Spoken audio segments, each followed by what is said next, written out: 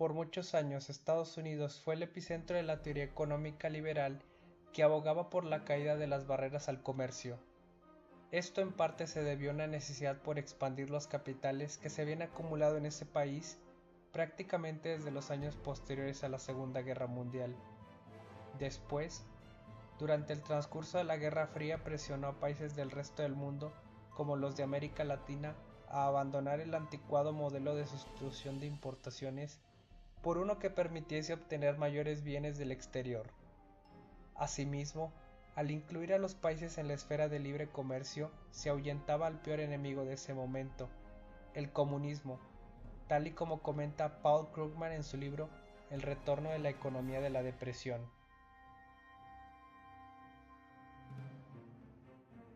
El discurso no solo se centraba en la retórica política, sino que incluso los premios Nobel en economía más notables tenían como respaldo obras magnas en las cuales desde un punto de vista no solo filosófico, sino también matemático, explicaban las ventajas del comercio internacional para todos aquellos actores que en él participan.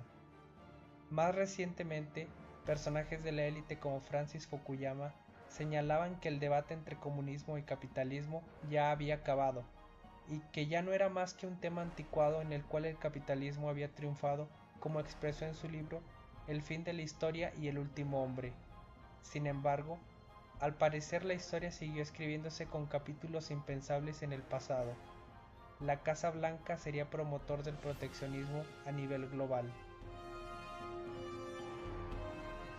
El antiglobalismo norteamericano ha resurgido en un momento en el que muchos países del tercer mundo se han beneficiado del comercio internacional. Por ejemplo, regiones como el sureste asiático y Latinoamérica han aumentado sus ventajas en el comercio internacional, donde claramente se han esforzado por mejorar la cualificación de su mano de obra y en tener una estructura legal que permita a los capitales desarrollarse, situación que en cierta medida ha hecho perder a Estados Unidos terreno en el desarrollo industrial.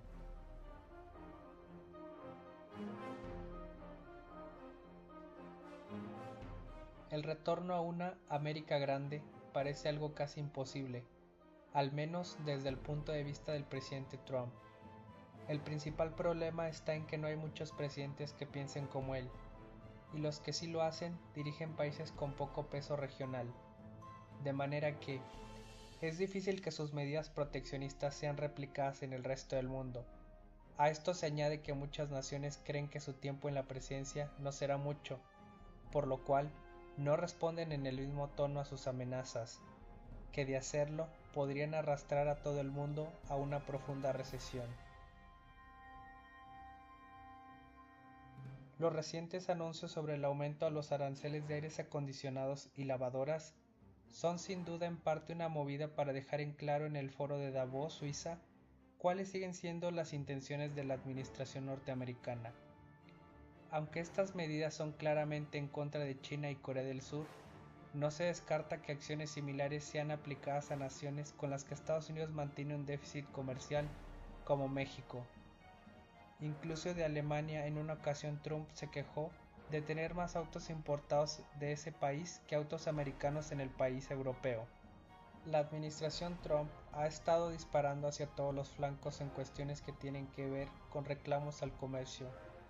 Por ejemplo, el Departamento de Comercio de Estados Unidos ha estado realizando reclamos sobre supuestas prácticas injustas de empresas canadienses con el fin de aplicar cláusulas de compensación especificadas en el Tratado de Libre Comercio América del Norte, TLCAN.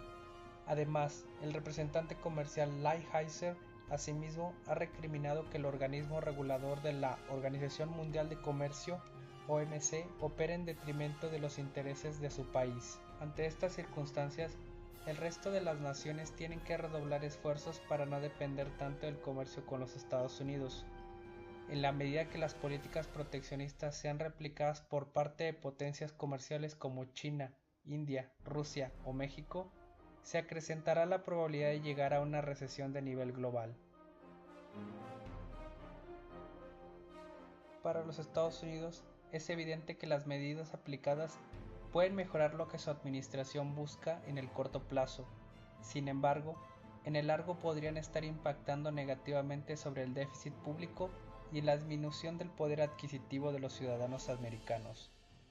Ojalá que en las elecciones intermedias se logren plantear soluciones a la actual conducta comercial republicana. De no ser así, podríamos enfrentarnos nuevamente a una economía en depresión.